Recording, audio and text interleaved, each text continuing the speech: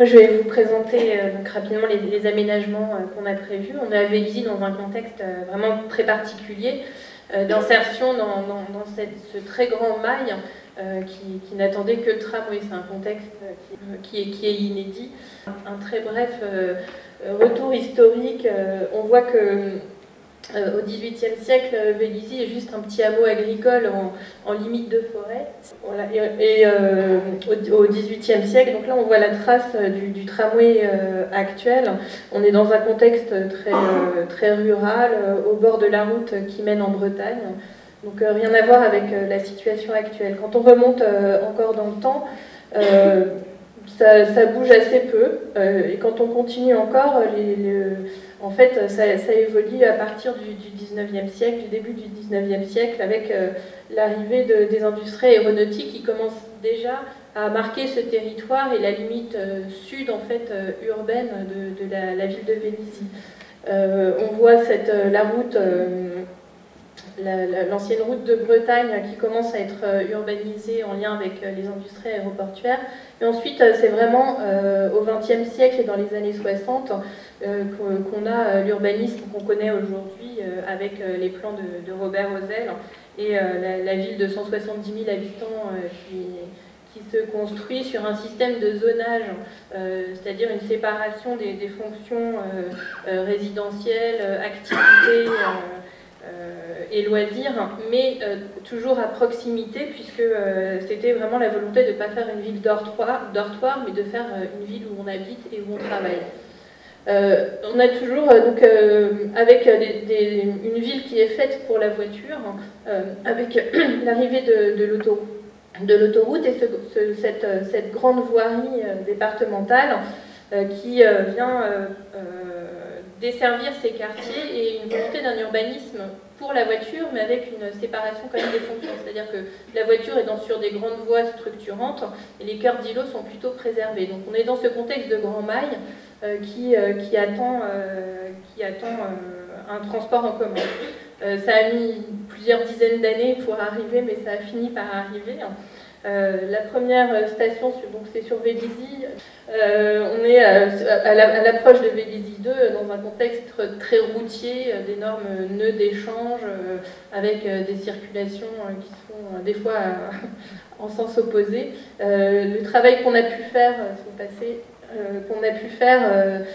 au niveau de cette station pour l'insertion du tramway, c'est vraiment une réorganisation des circulations, une réduction de sa place pour éviter d'avoir des énormes carrefours. On a restructuré la gare routière au nord et on a créé des liens de la station vers le centre commercial qui soit fait pour les piétons, puisque avant c'était vraiment pas le cas. Il fallait un peu s'armer de courage pour relier le centre commercial. Les stations, si vous passez, elles sont toutes aménagées sur un principe de station-parvis, avec un quai en sol continu qui se déroule à l'arrière et qui accueille des espaces publics avec des espaces d'attente, des espaces généreux pour les piétons. Si vous passez, voilà, la reconfiguration de la gare routière en essayant d'avoir le moins de place possible pour la voirie, d'avoir des circulations aisées pour les piétons d'approche des arrêts de bus. Voilà, des espaces de qualité pour les piétons qui sont d'ailleurs plutôt bien perçus, qui sont utilisés, qui sont plantés. Alors chaque station est plantée. Michel Pénat a fait un travail de plantation assez fin, de choix des essences, et chaque station est plantée plutôt avec des essences de moyen développement et plutôt des arbres fruitiers. Et on verra que sur les grands terre-pleins, on est plutôt dans des espèces plus de haute tige. On voit là sur la diapo d'avant donc le grand mail central qui attendait le tramway, qui était plutôt un espace vraiment en attente avec ses grandes perspectives. On avait l'impression qu'on allait mettre des heures à traverser. Donc ça c'est la perspective, c'est pas une vue du projet, mais c'est assez fidèle, où ce qu'on a cherché à faire sur cette section-là, puisque cet énorme terre-plein il fait plusieurs kilomètres, d'avoir vraiment des séquences marquées, des séquences différentes, d'avoir quelque chose plutôt ludique. Et donc là, sur la partie du boulevard Morane-Saulnier, on est dans un contexte plus d'activité, donc on a un grand terre-plein avec... quand on avance ensuite, bon, la station Innovel, pareil, à chaque fois, chaque station est vue comme une petite place. On est vraiment dans la structure du tramway assez caractéristique, qui sont... des points et des lignes, des points qui rassemblent pour les stations, donc des places et des parvues, et des lignes entre les stations qui sont plutôt des liens entre deux, mais qui doivent être des liens praticables, des liens avec des usages. Sur l'avenue de l'Europe, donc là on longe l'autoroute. Il y a 3 séquences qui se développent. Il y a une première séquence avant la station Louvois qui est plutôt un contexte de parc et un contexte forestier. Il y en a une deuxième aux abords de la mairie qui est plutôt dédiée au sport et aux activités, et une dernière à l'ouest qui est plutôt du stationnement. Donc là on voit cette première section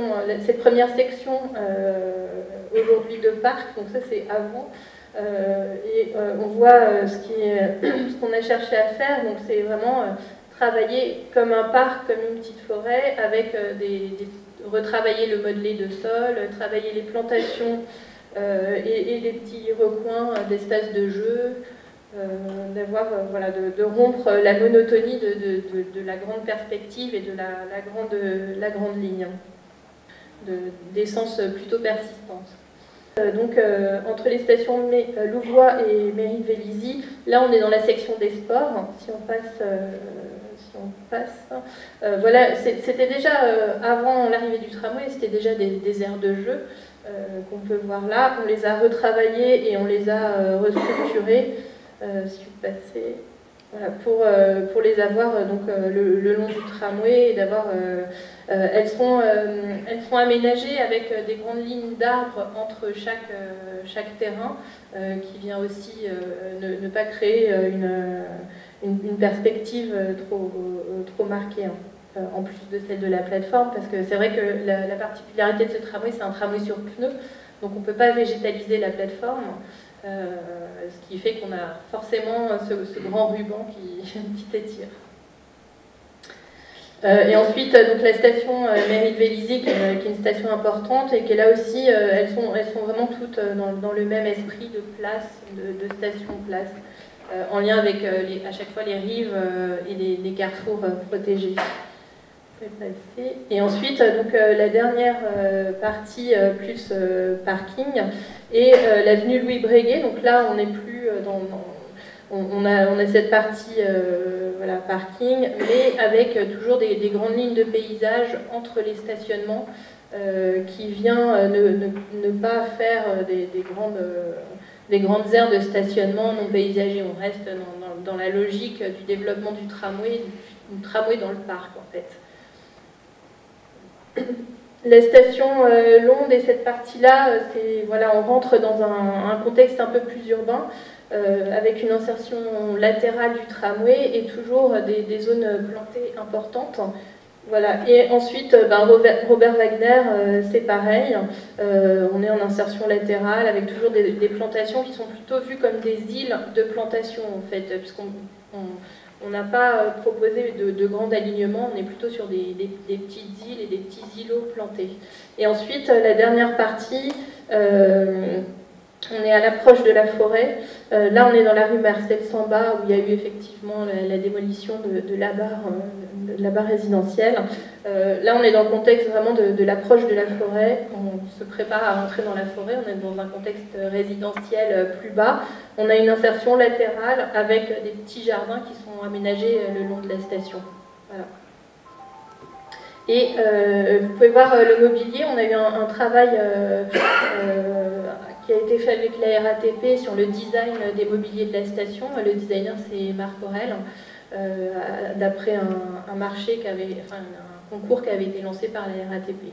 Donc on a ce mobilier très particulier qui vient marquer ce tramway-là.